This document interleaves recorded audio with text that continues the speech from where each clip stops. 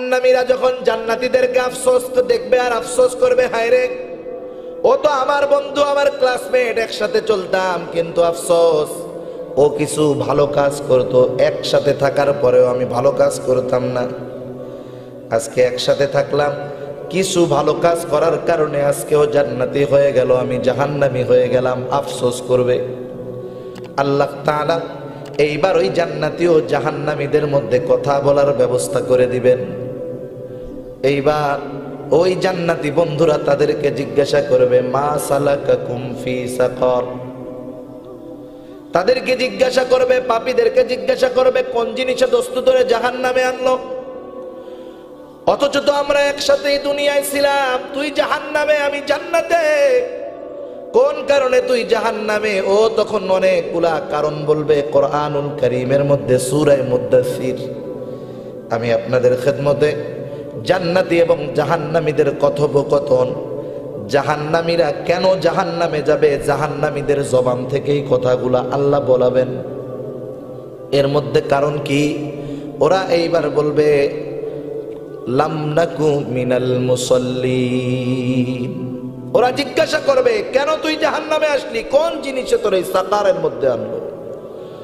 ওরা বলবে, কালু, তারা বলবে, লাম নাকু মিনাল মুসাল্লিন, আমরা মুসল্লি ছিলাম না। মুসল্লি, মুসল্লি ছিলেন নি কারে কয়? সপ্তাহে একদিন নামাজ পড়ে এটা মুসল্লি, বছরে একদিন পড়ে মুসল্লি। তাহলে মুসল্লিকে যে 5 ওয়াক্ত নামাজ আদায় করে এই লোকটা হলো মুসল্লি। দেখুন, দুনিয়ার সব মানুষ চায় সফল হতে, সফল, কেউ বিফল হইতে চায় না। কেউ চায় বিফল হইতে? যে ব্যবসা করে সে চায় সে সফল ব্যবসায়ী হবে, যে রাজনীতি করে সে চায় সে সফল রাজনীতিবিদ হবে, যে খেলাধুলা করে সে চায় সফল খেলোয়াড় হবে। কেউ ব্যর্থ হইতে চায় না, কিন্তু সবাই কি সফল হয়? সফল তো সেই হতে পারে যার প্রচেষ্টা, অধ্যবসায়, মেহনত, এর ভিতরে কোনো ত্রুটি থাকে না। ওই লোকগুলাই অধিকাংশ ক্ষেত্রে সফল হয়, ঠিক কিনা বলেন? বাংলায় পড়ছেন না, পরিশ্রমী সাফল্যের চাবিকাঠি। তাহলে যেই মানুষগুলা পরিশ্রম করে সে সফলতা লাভ করে। দুনিয়াবি লাইনে যদি মেহনত করে দুনিয়াবি সফলতা পায়। যে ব্যক্তি চুরি করে, চুরি, চোর আসেনি আপনাদের এলাকায়? চুরি বিদ্যা মহাবিদ্যা, যদি ধরা না পড়ে। সফল চোর হওয়ার জন্য অনেক মেহনত করা লাগে, জানেন? ঢাকা শহরে আপনি ভিতরের পকেটে টাকা রাখবেন, পকেট কাইটা টাকা নিয়ে যাবে, মাগার আপনার কিছু হবে না। কি মেহনত করছে চিন্তা করছেন? চোরদের ট্রেনিং দেওয়া হয়, ওদের ট্রেনিং গুলোর মধ্যে একটা ট্রেনিং আছে, কদু চিনেন তো? কদু হয় আপনাদের এদিকে? কদু, এই কদুর উপরে পাতলা ফিনফিনে সাদা কাপড় ভিজাইয়া কদুর উপরে লাগাই দেওয়া হয়। এবার হলো প্র্যাকটিক্যাল পরীক্ষা হবে। প্র্যাকটিক্যাল পরীক্ষা হয় না? পরীক্ষায় প্র্যাকটিক্যাল পরীক্ষা দেওয়া লাগে, হাতে কলমে কি পারি এগুলো জানানো লাগে, দেখানো লাগে। অনেক প্রশিক্ষণের পরে ওকে বলা হয়, তুই দৌড় দিয়া মুহূর্তের ভিতরে ধারি ব্লেড দিয়া এই কদুর উপরের কাপড়ের উপরে পোজ দিবি, কাপড় কাটবে জানি কদু না কাটে, একেবারে পাতলা কাপড়। দৌড় দিয়া রানিং এ কেটে দিছে, কাপড় কেটে গেছে, কিন্তু একটুও কদুর গায়ে আঁচ লাগে নাই। কম মেহনতে পারছে এটা? এত সহজ? যা, তুই সফল চোর। সব জিনিসেই মেহনতের পরে সফলতা আছে, সেটা বৈধ লাইন হোক অবৈধ লাইন হোক। তাহলে আমরা সবাই সফল হতে চাই, ঠিক কিনা বলেন? সফলতা আর বিফলতা, এই দুনিয়া ক্ষণস্থায়ী, এই দুনিয়ার সব সফলতা বিফলতা এগুলোও ক্ষণস্থায়ী। আমাদের প্রত্যেককে দুনিয়া আখিরাত উভয় জাহানে সফলতার প্রচেষ্টা চালাতে হবে আর আল্লাহর কাছে দোয়া করতে হবে। একটা মানুষ দুনিয়ার সব কিছুতে সফল কিন্তু আখিরাতে জাহান্নামী, এই সফলতার বিন্দু পরিমাণ দাম নাই, আছে বলেন? একজন মানুষ দুনিয়ায় কোটি কোটি টাকার মালিক, অনেক ক্ষমতার মালিক, অনেক প্রভাব প্রতিপত্তি তার ছিল, কিন্তু মারা যাওয়ার পরে এই বেটা জাহান্নামে গেছে। এমন সফলতার কোনো দাম আছে? একটা হলো দুনিয়ার ভিতরে কোনো মতে জীবনযাপন করছে, অর্থের অভাবে কষ্টে চলছে, খাওয়া দাওয়ায় কষ্ট, পড়ায় কষ্ট, শীতে কষ্ট, গরমে কষ্ট, আল্লাহ তাআলার কাছে নাজাত পেয়ে জান্নাত পেয়ে গেছে। দুনিয়ার ওই কোটি টাকার মালিকের চাইতে আল্লাহর কসম ওই নাজাত পাওয়া লোকটা লক্ষ কোটি কোটি অগণিত গুণে তার মর্যাদা এবং সফলতা বেশি, ঠিক কিনা বলেন? তাহলে দেখেন, দুনিয়ায় যেমন আমরা সফলতার জন্য মেহনত করি, আমাদেরকেও আখেরাতে সফল হওয়ার জন্য মেহনত করার দরকার আছে না নাই? আখেরাতে সফল কে? আল্লাহ তাআলা বলেন, ফামান যুহজিহা আনিন নার ওয়া উদখিলাল জান্নাতা ফাকাদ ফাজ ওয়া মাল হায়াতুদ দুনিয়া ইল্লা মাতাউল গুরুর। আল্লাহ রাব্বুল আলামিন বলেন, ফামান যুহজিহা আনিন নার, যে ব্যক্তি জাহান্নামের আগুন থেকে নিষ্কৃতি পেয়ে গেল, ওয়া উদখিলাল জান্নাতা ফাকাদ ফাজ, জান্নাতে প্রবেশ করলো, আল্লাহ তাআলা বলেন সে সফল হয়ে গেল। আর যে ব্যক্তি জান্নাতে ঢুকতে পারলো না, জাহান্নামে গেল, ও দুনিয়ায় যত সফলতা লাভ করুক না কেন, ও হলো সেই চিরস্থায়ী দিবসের অন্যতম ব্যর্থ একজন ব্যক্তি। দুনিয়ার মধ্যে কেউ যদি ব্যবসায় লস করে, এর কবরে আযাব হবে। দুনিয়ায় কেউ যদি পড়ালেখা করতে করতে একবারে ম্যাট্রিক পাসই করতে পারে না, খালি হ্যাট্রিক করে কিন্তু ম্যাট্রিক পাস করতে পারে না, ওর কবিরা গুনাহ হবে না। কিন্তু আখিরাতে যদি জাহান্নামে চলে যায়, তাহলে এর মতো পোড়া কপাল, এর মতো দুর্ভাগা আর কেউ নাই, ঠিক কিনা বলেন? আগে হলো রোপণ করতে হয়, এরপরে ফসল খেতে হয়, আগে মেহনত পরে আসে সফলতা। দুনিয়ার ভিতরে যারা আখিরাতের সফলতা পাওয়ার জন্য মেহনত করে, এই মানুষগুলা আখিরাতে সফল হয়। তার মানে আখিরাতের ময়দানে গিয়ে সফল হওয়ার চেষ্টা করে লাভ নাই। কোনো মানুষ যদি সফল হতে চায়, ওই আখিরাতের সফলতা লাভ করার জন্য দুনিয়ার বুকে তাকে চেষ্টা করতে হবে। কারণ এই দুনিয়া হলো আখিরাতের ক্ষেত স্বরূপ। আল্লাহর নবী বলেন, আদ-দুনিয়া মাজরাআতুল আখিরাহ, এই দুনিয়া হলো আখিরাতের ক্ষেত। আপনাদের এলাকায় জমিন লাগায় না, ধান চাষ করে না? একটা লোক ধান চাষ করবে, মনে করেন জমিনে চাষ দেওয়া হলো, চাষ দেওয়ার পরে জমিনে পানি দিয়া যখন কাদা কাদা হলো, ধানের চারা লাগায় আসে। কোন কৃষক ধানের চারা লাগায় আসার পর বাড়ি আইসা কি এই চিন্তা করে নাকি, ধান গাছ তো লাগায় আসলাম, একবারে 3 মাস পরে গিয়া লোকজন নিয়ে ধান কাইটা নিয়ে আসবো? কেউ কি এই কাজটা করে?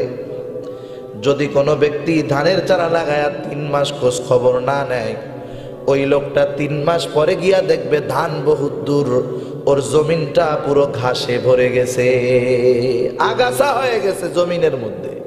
গরুও খাবে না ওইগুলো, ও তো খাওয়া বহুত দূরের কথা। কিন্তু যেই লোকটা মাঝে মধ্যে গিয়া পরিচর্যা নিছে, যখন দেখছে আগাছাগুলা পরিষ্কার করছে, যখন সার দেওয়ার প্রয়োজন সার দিয়েছে, যথাযথভাবে যত্ন নিল, আগাছাগুলাকে ধানের চাইতে বাড়তে দিল না, একটা সময় এই লোকটা মেহনতের ফলাফল পাবে, তার ঘর জুড়ে ধান থাকবে, ফসল থাকবে, ঠিক কিনা বলেন? অনুরূপভাবে কোনো মানুষ যদি দুনিয়ার ভিতরে আখিরাতের সফলতা চায়, ফসল চায়, ওই লোকটাকে দুনিয়ার মধ্যে আখিরাতে যেই ফসলগুলা পাওয়ার মাধ্যম, সেই জিনিসগুলার ব্যাপারে যত্নবান হতে হবে। কারণ কিছু বিষয় তাকে জান্নাত পর্যন্ত পৌঁছাবে, আর ওই বিষয়ের অবহেলাগুলা তাকে জাহান্নামে পৌঁছায় দিবে, ঠিক কিনা বলেন? এখন তো জান্নাতি আর জাহান্নামী যখন হবে, জান্নাতি আর জাহান্নামীদের মধ্যে কথোপকথন হবে, কথোপকথন। জান্নাত কত দূর আর জাহান্নাম কোথায়, জান্নাত উপরে আর জাহান্নাম নিচে, কথা হবে কেমনে? আল্লাহ জান্নাতে ওই জান্নাতি ইমো লাগাইয়া দিবে, অসুবিধা নেই। জান্নাতি ইমো বুঝেন নাই?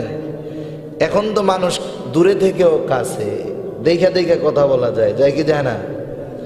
দুনিয়ায় যদি এটা সম্ভব হয়, আল্লাহ তাআলা জান্নাতি আর জাহান্নামীদের সাথে কথোপকথনের ব্যবস্থা করতে পারবেন না? লাইভ কথা হবে। জান্নাতীরা জাহান্নামীদেরকে জিজ্ঞাসা করবে, কারণ দুনিয়ার ভিতরে অনেক সময় তো এমন হবে আপনি জান্নাতি হবেন, আপনার বন্ধু হয়ে যাবে জাহান্নামী। হয়তো আপনার বন্ধু জাহান্নামী, আপনি হবেন জান্নাতি। আল্লাহ রব্বুল আলামিন জান্নাতীদেরকে জাহান্নামীদেরকে দেখাবে।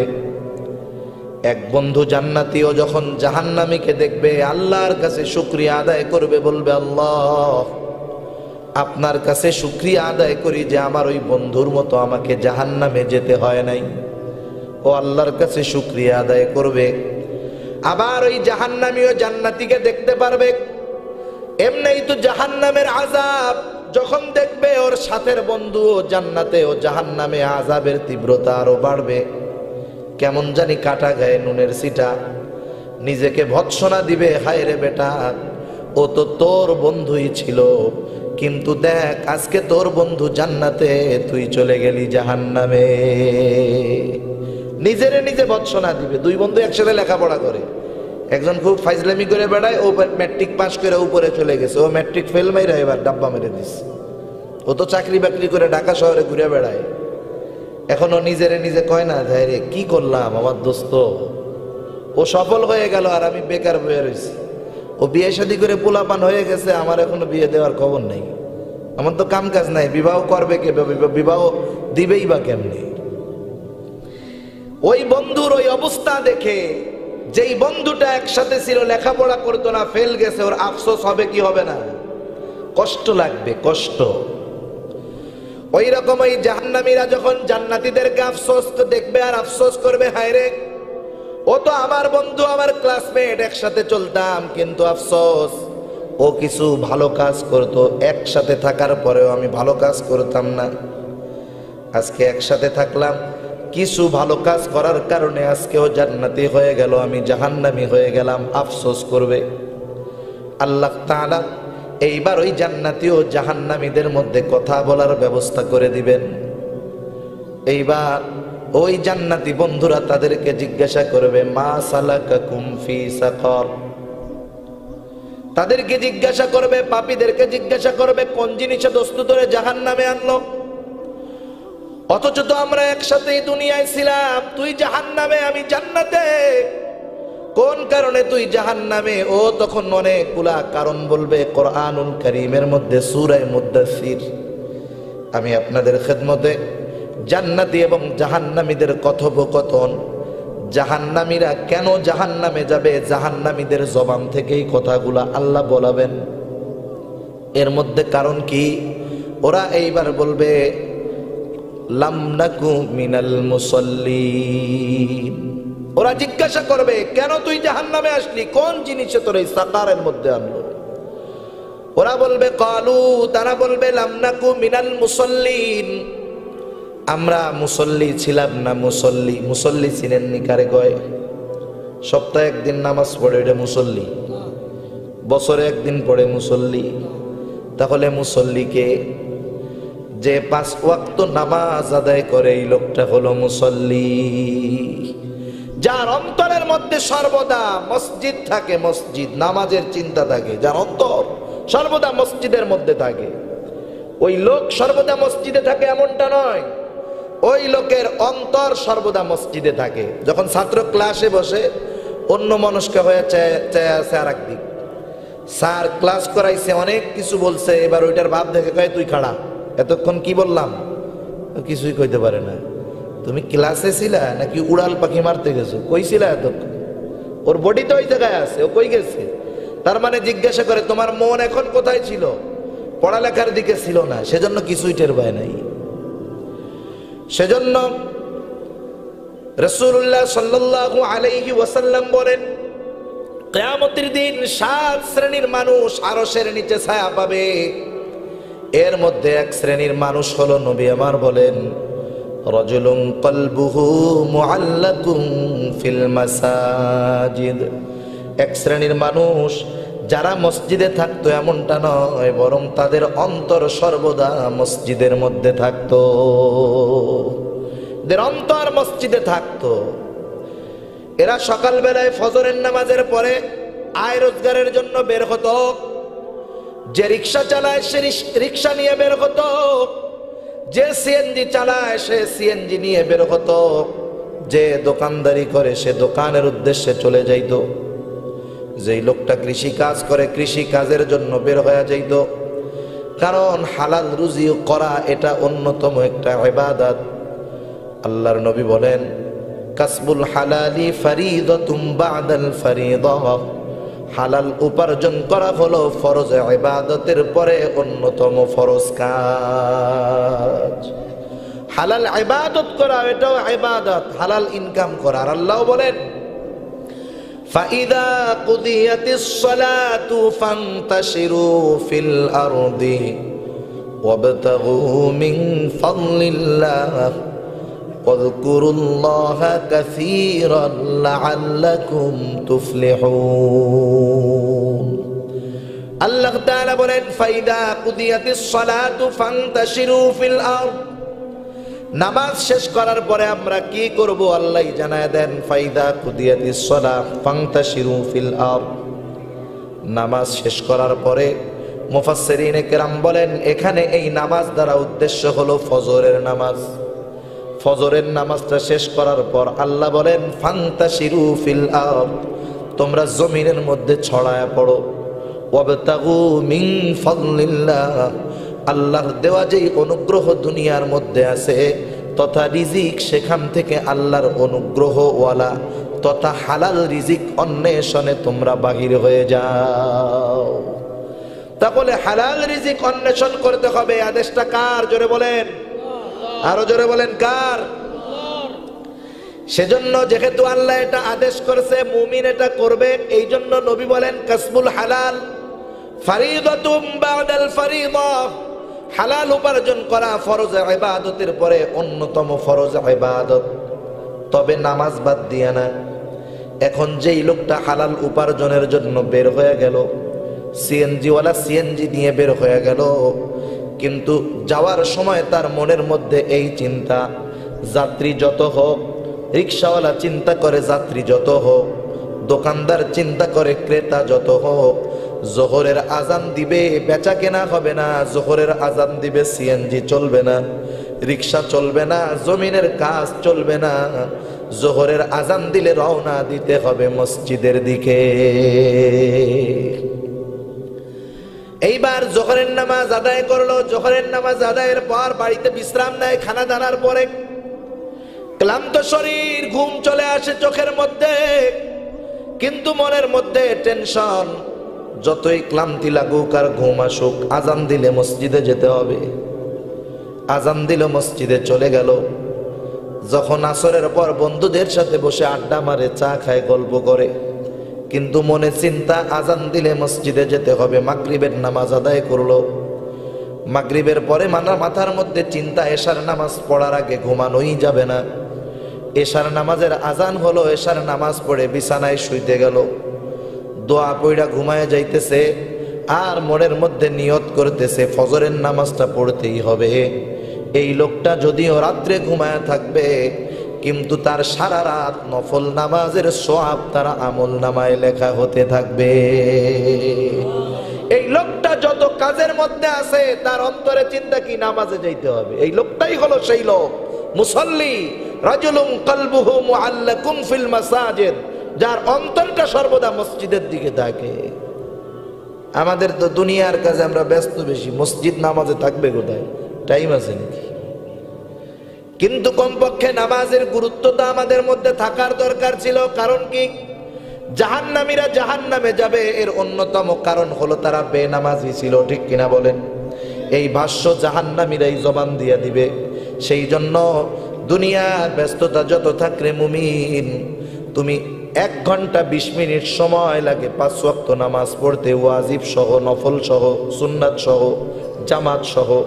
তুমি 1 ঘন্টা 20 মিনিট সময় যদি আল্লাহর জন্য না দিতে পারো, যেই নামাজ হলো জান্নাতের চাবি, তাহলে কিয়ামতের ময়দানে কেমন করে চিরস্থায়ী জান্নাতের মালিক হইবা? আপনার সব আছে, জান্নাতে যাওয়ার চাবি নাই, ঢোকা যাবে? ঢোকা যাবে? সেজন্য নামাজ ছাড়া যাবে না। নামাজ ছাড়া যাবে? মুসলমান নামাজ ছাড়তে পারে না, কারণ মুমিন আর কাফেরের মধ্যে পার্থক্যকারী আমল হলো এই নামাজ। সেজন্য আমরা নামাজ ছাড়বো না। কারণ কি? কারণ জাহান্নামীরা জাহান্নামে যাওয়ার অন্যতম কারণ হলো এগুলো হবে বেনামাজি। তার মানে বেনামাজি জাহান্নামে যাবে। যাই হোক, 2 নাম্বার আর একটা কারণ তারা বলবে, ওয়ালাম নাকুন উতঈমুল মিসকিন, আমরা মিসকিন যারা ছিল এদেরকে আমরা খানা দিতাম না, গরিব মানুষদেরকে আমরা খানা দিতাম না, খাবার দিতাম না। এটা অন্যতম জঘন্য একটা কাজ। এটা এমন একটা কাজ যেই কাজের সাথে আবু জেহেলের কাজের সাদৃশ্যতা পাওয়া যায়। আবু জেহেল ইয়াতিম মিসকিন এদেরকে খানা দিত না। সেজন্য আমরা ইয়াতিম মিসকিন এদের সাথে ভালো আচরণ করব, যতটুকু সামর্থ্য আছে তাদেরকে সহযোগিতা করব। কারণ রাসূলুল্লাহ সাল্লাল্লাহু আলাইহি ওয়াসাল্লামের কাছে এক লোক আসতেন। আয়েশা জিজ্ঞাসা করতেছে, আইয়ুল ইসলাম খায়র, আল্লাহর নবীকে জিজ্ঞাসা করতেছে ইসলামের মধ্যে কোন কাজটা উত্তম। আল্লাহ তাআলার নবী ছিলেন আমার আপনার রূহানি ডাক্তার। কোন লোকের কি রোগ, অভিজ্ঞ ডাক্তার হাত ধরেই বলে দিতে পারে, আইডিয়া করতে পারে তোমার এই সমস্যা, ঠিক কিনা বলেন? আর আমার আপনার নবী হলেন উম্মতের রূহানি ডাক্তার। উম্মত প্রশ্ন করলে বুঝতে পারতেন সমস্যাটা কোথায়, আল্লাহ বুঝাইয়া দিতেন। আল্লাহর নবী জানায়া দিলেন, তুমি যেই কাজটা করবা সেটা হলো তুমি বেশি বেশি খানা খাওয়াইবা, আর পরিচিত অপরিচিত সবাইকে বেশি বেশি সালাম দিবা। খানা খাওয়াবা বেশি বেশি, এটা ইসলামে অন্যতম একটা গুরুত্বপূর্ণ উত্তম কাজ। আর সেই খানা যাকে খাওয়াইলাম সে যদি মিসকিন হয়, এটা তো আরো উত্তম হবে, ঠিক কিনা বলেন? কারণ দেখেন, কাফের যেই কাজ করে, কাফের সেই কাজের সাথে আমাদের বৈপরীত্য থাকবে। কাফের যেটা করবে আমরা তার বিরোধী করব। কাফের মিসকিন ইয়াতিমরে খাবার দেয় না, আমরা মিসকিন ইয়াতিমরে খাবার দিব। আবু জেহেলের দোষগুলো আল্লাহ তাআলা সূরা মাউনের মধ্যে বয়ান করছে। এর একটা দোষ ছিল, ওয়ালা ইয়াহুদ্দু আলা তুআমিল মিসকিন, ওই ইয়াতিম মিসকিনদেরকে খানা তো দিতই না, আরো যারা দিতে চাইতো তাদেরকে অনুৎসাহিত করতো, যেন খাবার টাবার দিস না। তাহলে মিসকিনকে না খাওয়ানো, গরিব মানুষকে না খাওয়ানো, এটা কার স্বভাব? জোরে বলেন, কার স্বভাব? আবু জেহেলের স্বভাব। এই স্বভাব আমরা আমাদের মধ্যে আনবো না। এবার তারা বলতেছে আর কি কারণ? ওয়াকুন্না নাখুদু মাআল খাইদিন ওয়াকুন্না নুকাযযিবু বিয়াউমিদ্দিন। এরা বলতেছে আমরা অযথা ফাহেসা বাজে আড্ডার মধ্যে সময় কাটাইতাম। আড্ডা আছে নাকি আপনাদের এদিকে? চার দোকানে আড্ডা আছে না নাই? এই চায়ের দোকান এমন একটা দোকান যেই জায়গায় অধিকাংশ গীবত, পরনিন্দা আর তোহমত তথা বড় বড় সব গুনাহগুলা এই জায়গাতে হয়। চার দোকানগুলা তো আজকে টেলিভিশন ছাড়া ফুল মাডা। টেলিভিশন ডিশের লাইন যদি না থাকে, ওর চার কেতলি সকালে জ্বালাবে, আগুনে পানি শুকায় শেষ হবে, মাগার চা বিক্রি করে শেষ করতে পারবে না। এই অবস্থা না? এই অবস্থা না? আর যার দোকানে মোটামুটি ডিশের লাইন, টেলিভিশন আছে, ওর ব্যবসা পুরা সেই বাম্পার ব্যবসা, 10-15 কেতলি চা বিক্রি হয় ওইটার। আর দোকানে সব সময় ভিড়। শুধু যে গুড়া থাকে তা না, ওই জায়গায় বুড়া মানুষের অভাব নাই। আপনাদের এলাকায় দেখে নাকি বুড়া মানুষ? আমাদের এলাকায় তো আমরা দোকানে ঢুকতে পারি না, মুরব্বীদের জ্বালায়, লজ্জার ঠেলায়। আপনাকে ওই অবস্থা? হায় হায় হায়, এই সিলেটে ওই অবস্থা। ডিশের লাইনে চায়ের দোকানগুলোতে কোরআনের তিলাওয়াত দেখায় না, ওয়াজ মাহফিল দেখায় না, একের পর এক সিনেমা চলে। সিনেমা মুরব্বীরা তিন মাথায় এক জায়গায় কইরা, বিগত জীবনে কারেন্ট ছিল না, ডিশেল লাইন ছিল না, যেই কাজা আছে একসাথে সব আদায় করে, ঠিক কিনা বলেন? এক নজরে তাকায় থাকে, চোখের পলকও পড়ে না, আর মনে মনে কইরা হারে আমাদের যৌবনকালে যে কেন এগুলা ছিল না, কত কিছুই না আমরা মিস করছি, আমাকে পোলাপান কত ভালো কিছু পাইতেছি। চার দোকানে সময় কাটায় দিচ্ছেন, কিন্তু চিন্তা করেন দাড়ি পেকে গেছে, শরীরে বল নাই, দাঁত নড়ে গেছে, কবরের মধ্যে এক ঠ্যাং চলেই গেছে। এখনো যদি চায়ের দোকানে বেহুদা সময় কাটানো হয়, তাহলে এর চাইতে বদনসিব আর কি হতে পারে? এই সময় তো আমার আপনার জন্য আল্লাহর পক্ষ থেকে ছিল অন্যতম দামি এক নেয়ামত, ঠিক কিনা বলেন? সেজন্য এই সময়গুলো আমরা বেহুদা কাজে কাটাবো না। আমরা যুবক ভাই যারা আছেন, মোবাইল ফোনের মধ্যে ফেসবুকে ঢুইকা, ইউটিউবে ঢুইকা অযথা সময়গুলো কাটাবেন না। আপনি অনলাইন ইউজ করেন, ফেসবুক ইউজ করেন, ইন্টারনেট ইউজ করেন, ভালো কাজে ব্যবহার করেন, ভালো কাজে এইগুলো চালান। আপনি কোরআনের তিলাওয়াত শুনেন, আপনি একটা মাহফিল শুনেন। আপনি আপনার এই সময়গুলা যে নষ্ট করতেছেন, কিয়ামতের ময়দানে এই সময়টাও আমার আপনার বিরুদ্ধে আল্লাহর কাছে সাক্ষী হয়ে দাঁড়াবে। কারণ এই দুনিয়ার যত নেয়ামত আল্লাহ তাআলা আমার আপনার কাছে আমানত রাখছেন। কি রাখছেন বলেন? আমানত বলতে শুধু যে টাকা পয়সা বুঝবো এমনটা না। আল্লাহ তাআলার গোলামি করা এই ইবাদতগুলো, এটাও আমাদের কাছে আমানত। আল্লাহ রাব্বুল আলামিন বলেন, ইন্না আরাদনাল আমানাতা আলাস সামাওয়াতি ওয়াল আরদি ওয়াল জিবাল فأبين أن يحملنها وأشفقن منها وحملها الإنسان।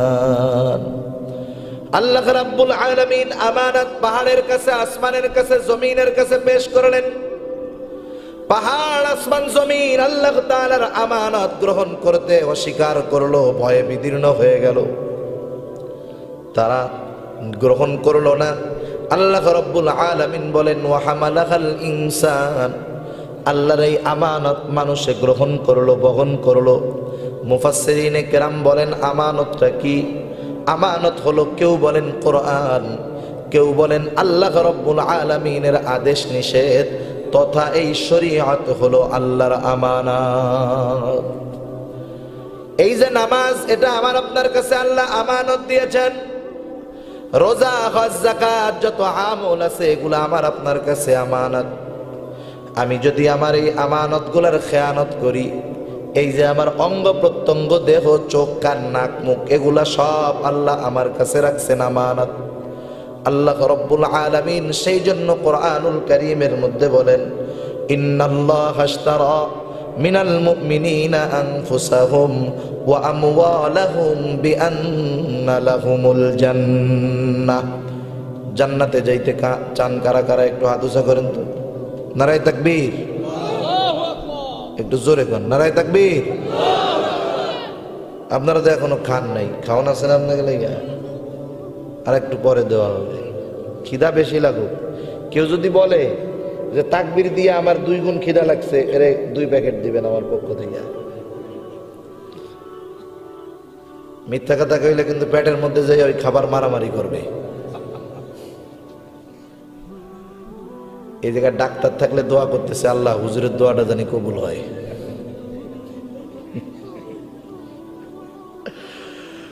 তা যাই হোক, এই আমানত আল্লাহ তাআলা আমার আপনার কাছে রাখছেন। কি আমানত? আল্লাহ রাব্বুল আলামিন বলেন, ইন্নাল্লাহা আশতারা মিনাল মুমিনিনা আনফুসাহুম ওয়া আমওয়ালাহুম বিআন্না লাহুমুল জান্নাহ। আল্লাহ তাআলা বলেন, আমি মুমিনের জান এবং মালকে জান্নাতের বিনিময়ে কিনে নিয়েছি। কিসের বিনিময়ে? আওয়াজ দিয়ে কোন? আল্লাহ তাআলা বলছেন কেনা বেচা হয়ে গেছে। এখন এই কেনা বেচা যেই জিনিস হয়ে যায়, সেই জিনিসের মালিকানা আমার কাছে আছে নাকি? মূলত মালিক আমি না কে? জোরে বলেন। আল্লাহ বলেন মালিক। আল্লাহ রাব্বুল আলামিন আমার কাছে এখন জানমালটা রাইখা দিছেন, এখন কিন্তু এইটা আমার কাছে আছে আমানত। আমানত এখন যদি আল্লাহ যেই কাজে বেজার হয় সেই কাজে যদি আমি জানমাল ব্যবহার করি তাহলে হয়ে যাবে আমানতের খেয়ানত। যেমন চোখ দিয়ে গুনাহ করা যাবে না, যদি গুনাহ করি, আল্লাহ গুনাহ করতে নিষেধ করেছেন, গুনাহ যদি করি তাহলে চোখের খেয়ানত হবে না। আল্লাহ তাআলা কোরআনুল কারীমের মধ্যে বলেন, ইয়ালামু খাইনাতাল আ'য়ুনি ওয়া মা তুখফিস সুদূর। আল্লাহ তাআলা জানেন চোখের কি খেয়ানত আমরা করি। আল্লাহ বলেন ইয়ালামু খাইনাতাল আ'য়ুন, আল্লাহ তাআলা চোখের খেয়ানতের ব্যাপারেও খবর রাখেন, জানেন। শুধু তাই নয়, অন্তরের মধ্যে কি গোপন রাখি তথা অন্তরের কি খেয়ানত করি দুনিয়ার কেউ কিন্তু জানেন না, আর আল্লাহর নজর থেকে এটা লুকানো যায় না। কেমন এক বেষ্টনীর মধ্যে আমরা আছি। প্রধানমন্ত্রীর সামনে অথবা কোনো যদি সিসি ক্যামেরা এই জায়গায় লাগানো থাকে, সিসি ক্যামেরা লাগানো আর লেখা আছে আপনার গতিবিধি পরিলক্ষিত হচ্ছে, সাথে সাথে আমি রাস্তায় চলার পথে সিসি ক্যামেরা দেখলেই আমার হাঁটার মুডটা পাল্টায় দেই, কথার মুড পাল্টায় দেই। অথচ আল্লাহ তাআলা দুইজন কেরামান কাতিবিন আমার সাথে রাইখা দিয়েছেন। শুধু তাই নয়, আল্লাহর নজর থেকে আমার আপনার এক মুহূর্তের জন্য বাইরে যাওয়া সম্ভব নয়। সে আল্লাহ সব সময় সব কিছু দেখতেছেন। তাহলে কেমন করে এই মহান রবের রাখা আমানত গুলার খেয়ানত আমরা করি, এটা আমার বুঝে আসে না। সেজন্য এই সময়টাও আমার আপনার কাছে আমানত। এই সময় আমি যদি গুনার কাজের মধ্যে ব্যয় করে দেই তাহলে এই সময় কিয়ামতের ময়দানে আমার বিপক্ষে সাক্ষী হিসাবে দাঁড়াবে। আর যদি এই সময়ের মাধ্যমে আমি গুনার কাজ না করে কিছু তাসবিহ তাহলিল পাঠ করি, রাস্তায় চলতেছি, অনেক আমলের তো দরকার নাই, আপনি সমান জায়গায় চলতেছেন, সমান জায়গায় চলা শুরু করলেন, কয়েকবার বললেন লা ইলাহা ইল্লাল্লাহ, বুজুর্গানে দিন বলেন। এরপরে লোকটা দুনিয়াবি কোনো কথা বলে নাই, ফাহেসা কোনো কথা বলে নাই, কয়েকবার লা ইলাহা ইল্লাল্লাহ বলে চুপ করে রাস্তার ডান দিক দিয়া নিচের দিকে তাকায়া চলতেছে। এই লোকটা যতক্ষণ সমান জায়গায় চলতে থাকবে, শুরুতে কয়েকবার লা ইলাহা ইল্লাল্লাহ বলল, এর কারণে যতক্ষণ সমান জায়গায় চলবে ততক্ষণ তার আমল নামায় লা ইলাহা ইল্লাল্লাহ বলার সওয়াব যোগ হতে থাকবে। আপনি মনে করেন 200 সিঁড়ি পাড়ি দিয়ে উপরে উঠবেন, 10 তলা বিল্ডিং, কয়েকবার বললেন আল্লাহু আকবার আল্লাহু আকবার আল্লাহু আকবার, এরপরে একের পর এক সিঁড়ি উঠতেছেন, দুনিয়াবি কোনো কথা বলেন না, চুপ করে সিঁড়িগুলা উঠতেছেন। যতক্ষণ আপনি উপরে উঠতে থাকবেন ততক্ষণ ওই যে শুরুতে বলা আল্লাহু আকবারের যেই সওয়াব, যত উপরে উঠা হোক না কেন, উপরে ওঠার আগ পর্যন্ত, গন্তব্যে পৌঁছানোর আগ পর্যন্ত ওই ব্যক্তির আমল নামায় আল্লাহু আকবারের সওয়াব যোগ হতে থাকবে। এইবার উপর থেকে নিচে নামতেছেন, কয়েকবার বললেন সুবহানাল্লাহ সুবহানাল্লাহ। এবার 300 সিঁড়ি নিচে নামলেন, শুরুতে কয়েকবার সুবহানাল্লাহ বললেন, এরপরে চুপ, নিচের দিকে তাকায়া ডান দিক দিয়া নিচে নামলেন। নিচে নামার আগ পর্যন্ত যতগুলা সিঁড়ি আপনি অতিক্রম করে আসলেন, ওই সময়টায় আপনার আমল নামায় অটোমেটিক সুবহানাল্লাহ বলার সওয়াব যোগ হয়ে যায়। কত সুন্দর সময়গুলাকে আমরা কাজে লাগাতে পারি। কিন্তু দেখেন এই চোখ, এটা দিয়ে আপনি মোবাইলে গোনা দেখতেছেন, কি মনে করতেছেন চোখ মজা পাইতেছে? ও রেকর্ড করতেছে, ও রেকর্ড করতেছে, সব আল্লাহর কাছে গিয়া বলে দিবে। কান রে গান শোনায় মজা দিচ্ছেন, আল্লাহর কসম এই কান কিয়ামতে আল্লাহর কাছে সব বলে দিবে যে গান শুনছে। হাত দিয়ে গোনা করতেছেন, পা দিয়ে গোনা করতেছেন, মজা লাগতেছে, এখন কিয়ামতের ময়দানে ওরা আল্লাহর কাছে বলে দিবে। বিশ্বাস হয়? বিশ্বাস হয়? কোরআনে আল্লাহ তাআলা এগুলো জানায় দিয়েছেন। সেই জন্য সময় তো অন্যতম দামি একটা নেয়ামত। সময়ের মূল্য যারাই বুঝতে পারছে, সময়টাকে যারা কাজে লাগায় ফেলছে, কিয়ামতের ময়দানে দেখবে দুই বন্ধু একসাথে জান্নাতে গেছে, দুইজনই জান্নাতে আফসোস থাকবে না, কিন্তু কিছু বিষয় হবে, মর্তবা তো ভিন্ন থাকবে। আপনি আপনার বন্ধু, আপনি পাশে বৈশা ফেসবুক টিপছেন, ওর তো দামি মোবাইল নাই, গরিব মানুষ, ওর আব্বা তো লন্ডন থাকে না, ওর বাটনওয়ালা মোবাইল কতক্ষণ টিপবে পকেটে তুইয়া, কি আর করবো টিপুক, আল্লাহ আকবর আল্লাহ আকবর। আয় রে, 2-3 বার আল্লাহ আকবর কইছে, আপনি মোবাইল টিপছেন, 2-3 বার আল্লাহ আকবর, এর বরকতে জান্নাতে ওর মর্তবা অনেক উঁচায়, আপনার অনেক নিচে। সেজন্য এই ছোট ছোট সময়গুলো আমরা কাজে লাগাবো, অভ্যাস যদি করতে পারি তাহলে ফায়দা আছে না নাই? এবার তাহলে জাহান্নামীদেরকে বলা হলো, 1 নাম্বার জাহান্নামে যাওয়ার কারণ কি? তারা বলে লা ক্বালু লাম নাকু মিনাল মুসাল্লিন, আমরা নামাজি ছিলাম না, মুসল্লি ছিলাম না। ওয়া লাম নাকু নুতঈমুল মিসকিন, আমরা মিসকিনদেরকে খানা দিতাম না। ওয়া কুন্না নাখুদু মাআল খায়দিন, আমরা বেহুদা অহেতুক কাজকর্মে সময় কাটায় দিতাম, বাজে আড্ডায় থাকতাম। 4 নাম্বার ওয়া কুন্না নুকাযযিবু বিয়াউমিদ্দিন, কিয়ামতের দিনকে আমরা অস্বীকার করতাম। হুজুররা পরকালের কথা বলতো, মনে হইতো কি যে এটা বাকি কথা, তো ওইটা বাকিই থাক, নগদটা নিয়ে আগে চলি। ওটার ব্যাপারে আমরা গাফিল ছিলাম। কোন কোন মুফাসসির বলেন যে এখানে নুকাযযিবু মানে অবিশ্বাস করা তা না, এই ব্যাপারে আমরা গাফিল ছিলাম, গুরুত্বই দিতাম না পরকালের ব্যাপারে। মুসলমান ও তো পরকালের বিশ্বাস করে, এই জন্যই তো ইমানদার, ঠিক কিনা বলেন? কিন্তু পরকালের ব্যাপারে সে গাফিল থাকতো, এটারে ভুলেই থাকতো, পরকালের কথা মনেই করতো না। ওর যে মরতে হবে, ওর যে কবরে সওয়াল জবাব হবে, ওর যে হাসরের ময়দানে আল্লাহর সামনে জীবনের প্রতিটা ক্ষণের হিসাব দিতে হবে, পুলসেরাত পাড়ি দিতে হবে, এ বিষয়ে ও চূড়ান্ত গাফেল ছিল। কেমন জানি এটার বিশ্বাসই করে না, এমন একটা ভাব সাবতার ছিল। ও এবার বলবে ওয়া কুন্না নুকাযযিবু বিয়াউমিদ্দিন, কিয়ামতের দিনকে অস্বীকার করতাম। কি হলো এমত অবস্থায়? হাত্তা আতানাল ইয়াকিন, হঠাৎ করে মৃত্যু চলে আসলো, আর আমরা এখন অবস্থা এমন হয়ে গেল। মৃত্যু যখন চলে আসলো, নামাজ পড়ার সুযোগ আছে? জোরে বলেন আছে? মিসকিনরে খানা দেওয়ার সুযোগ আছে? সময়গুলাকে কাজে লাগায় তাসবিহ তাহলিল কোরআন তিলাওয়াত করার সুযোগ আছে?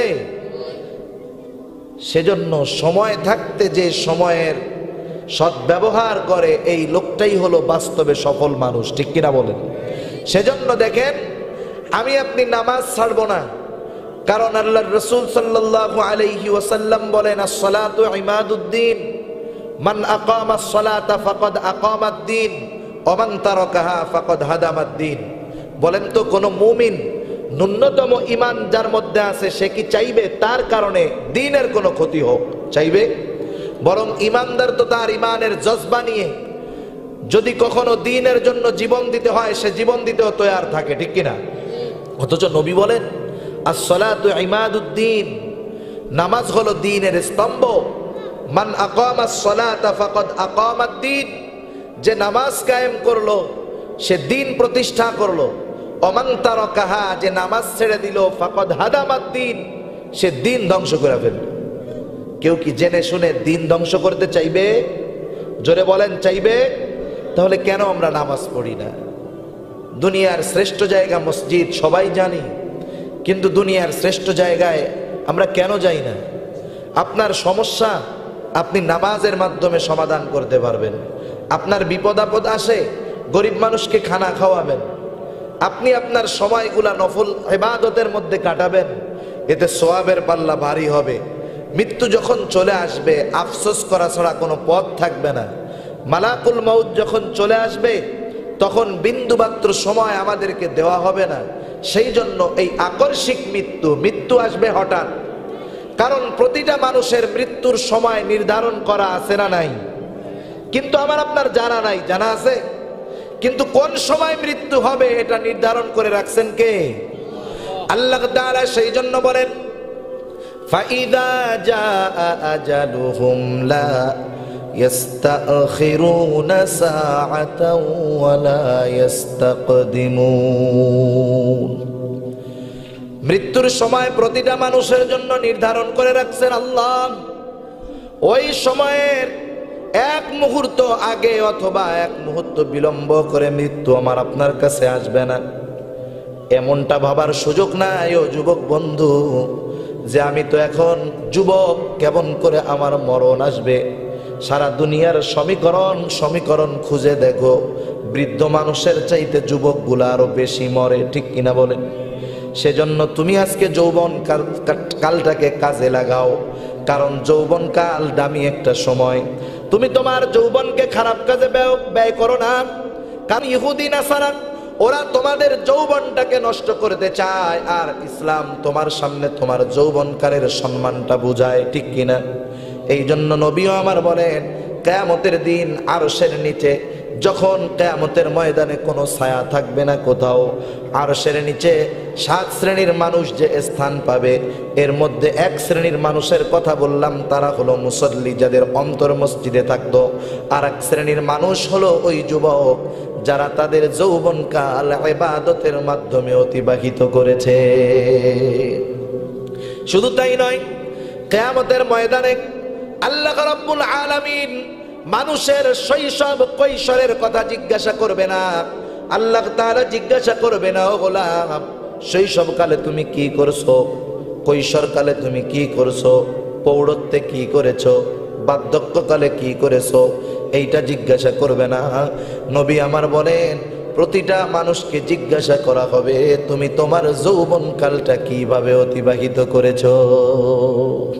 কারণ যৌবন হলো এটা সবচাইতে দামি একটা সময়। সেজন্য আমার আপনার যৌবনকে কাজে লাগাতে হবে, যৌবনকে ইবাদতে অতিবাহিত করতে হবে। তাহলে কিয়ামতের ময়দানে হিসাব সহজ হবে, আরশের নিচে ছায়া পাওয়া যাবে।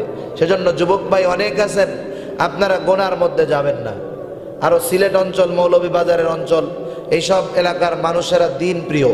ইহুদি নাসারা খ্রিস্টানেরা বিভিন্নভাবে বিভিন্ন দিবসের নাম দিয়ে, বিভিন্ন উৎসবের নাম দিয়ে, বিভিন্ন সুযোগ সুবিধা দিয়ে আপনাদেরকে গোনার পথ ওরা সুগম করে দেওয়ার চেষ্টা করবে, কিন্তু আপনাদেরকে শত বাধা পেরিয়ে জান্নাতের পথের পথিক থাকতে হবে, ঠিক কিনা বলেন? কারণ মৃত্যু যখন চলে আসবে তাওবা করার সুযোগ থাকবে না, মৃত্যু যখন চলে আসবে ফিরে আসার আর সুযোগ থাকবে না। এর আগেই আমাকে জান্নাতের বাসিন্দা হওয়ার চেষ্টা করতে হবে। আল্লাহ সুবহানাহু ওয়া তাআলা আমাকে আপনাকে সব কথা কোরআনুল কারীমের মধ্যে জানায়া দিয়েছেন। বলেন, এই যে ওয়াজটা করলাম যে জাহান্নামীরা কেন জাহান্নামে যাবে, কয়েকটা কারণ আপনারা জানলেন না? একটা জিনিস বলেন তো, মানুষ একটা ভুল অপরাধ করে ফেলছে, একজন না জেনে করছে, ওই অপরাধী ওর সাথে একজন জেনে করেছে। বিচারক যখন বিচারের ময়দানে বিচার করবে আদালতে, ওরে জিজ্ঞাসা করবে তুই ভুল করলি কেন, এটা যে অপরাধ জানতি না? ও বলবে যে হ্যাঁ জানতাম কিন্তু করে বলাইছি। আর একজনকে বলবে তুই কেন অন্যায়টা করলি, এটা যে অন্যায় জানতি না? ও বলবে যে না আমি জানতাম না, জানলে কি করতাম নাকি? বলবে দুইটারে দুই রকমের শাস্তি দে। ও জানার পরে কেন অন্যায় করলো, আর ও তো জানে না, ওরে একটু শাস্তিটা কম দে। এখন তো আপনারা জানলেন কিয়ামতে কি হবে, কেন মানুষ জাহান্নামে যাবে, কেন মানুষ জান্নাতে প্রবেশ করতে পারবে। মোটামুটি ওয়াজ নসিহত শুইনা মানুষরা এগুলা জানতে পারছে কি পারে নাই? বোঝানোর জন্য বলি, সর্বশেষ একটা মেসাল মনে করেন, আপনি ইংরেজিতে খুব দুর্বল, আপনার বাপ 3 দিন আগে, ম্যাট্রিক পরীক্ষার 3 দিন আগে আপনারে ইংরেজি একটা প্রশ্ন এনে দিয়ে বলছে, বাবা এই যে প্রশ্নটা তোকে দিলাম, এই প্রশ্নটাই পরীক্ষার হলে আসবে, না আসলে কোনো আফসোস নাই, এটাই আসবে, তুই এটাই ঠিক কর। আপনি বাপের খুশি মতো সুন্দর মতো প্রশ্ন একেবারে সব ঠিক করে ফেলছেন, হলে গেছেন, পরীক্ষা টরীক্ষা দিয়ে তো সুন্দর মতো লাফাইতেছেন, পরীক্ষার রেজাল্ট বের হয়েছে, আপনি ইংরেজিতে 2টা ঘোড়ার ডিম পাইছেন। আপনার আব্বা কি করবে? কষানি লাগাবে, বলবে বেয়াদব তুই ফেল অন্যটাই করতে, ইংলিশে জ্ঞান করলি, তোর প্রশ্ন আইনা দিলাম, সেই প্রশ্নই পরীক্ষার হলে আসলো, আর তুই এইটাই ফেল করলি। শাস্তি বেশি হবে না কম হবে? বাপের মেজাজ গরম বেশি হবে না কম হবে? এটা আমাকে বুঝতে হবে যে আল্লাহ তাআলা সব কিছু জানায়া দিলেন, এরপরেও জেনে শুনে কেন আমি ভুল করলাম, কেন আমি জাহান্নামী হলাম, এই ক্ষেত্রে শাস্তির তীব্রতা বেশি হবে বই কি কম হবে না। সেজন্য আমরা জাহান্নামীদের যেই ত্রুটিগুলা এগুলার কাছে যাব না, আমরা জান্নাতীদের যেই গুণ সেগুলার দিকে যাব, সেই গুণগুলা অর্জন করব, জাহান্নামীদের ত্রুটিগুলা ত্যাগ করব। ওরা নামাজ পড়তো না, আমরা নামাজ পড়বো, ওরা মানুষকে খানা দিত না, আমরা খানা খাওয়াবো। ওরা সময়গুলাকে গোনার কাজে অতিবাহিত করতো, আমরা নেকের কাজে অতিবাহিত করব। আর বেশি বেশি মরণকে স্মরণ করব। কারণ রাসূলুল্লাহ সাল্লাল্লাহু আলাইহি ওয়াসাল্লামও বলেন, আকসিরু যিকরা হাযিমিল লাযযাত ইয়ানি আল মাউত, বেশি বেশি স্মরণ করো ওই জিনিসকে যা সকল স্বাদকে বিনষ্ট করে দেয়, সকল আনন্দকে মুহূর্তের ভিতরে মাটি করে দেয়। সেটা কি? সেটা হলো মওত। আপনি আমি যদি মরণের কথা বেশি বেশি স্মরণ করতে পারি, গুনাহ করা সহজ হবে না কঠিন হবে? কঠিন হবে। তা অল্প সময়ে যেই কথাগুলো বললাম, আল্লাহ তাআলা আমাদের সকলকে